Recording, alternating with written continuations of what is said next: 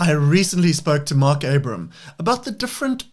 soft skills needed at different points of your product career. I think that people looking at their product career or in retrospective, like some of us, it's really, really interesting seeing and getting Mark's opinion on the different soft skills that you need at different points. Enjoy. Yeah, I think and this is also based on the feedback I get from people who are making that transition or are in the process of making that transition,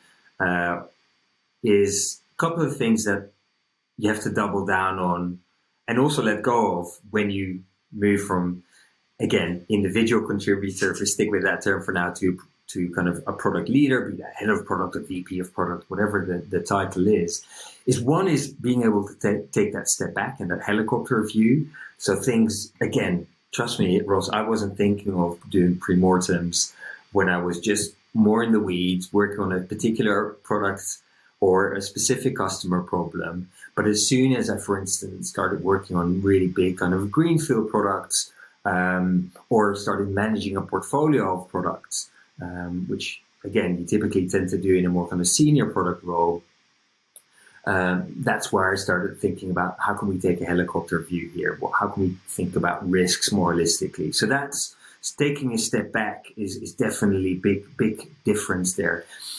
The level of collaboration also changes, and the scope of it changes in my experience, where as an individual contributor, you work very closely with people in your team and direct stakeholders. But as soon as you move up, that circle grows because you have to start engaging a lot more with people in maybe other product teams outside of your own, or a much broader group of stakeholders, maybe a more challenging group of stakeholders. Obviously when you deal with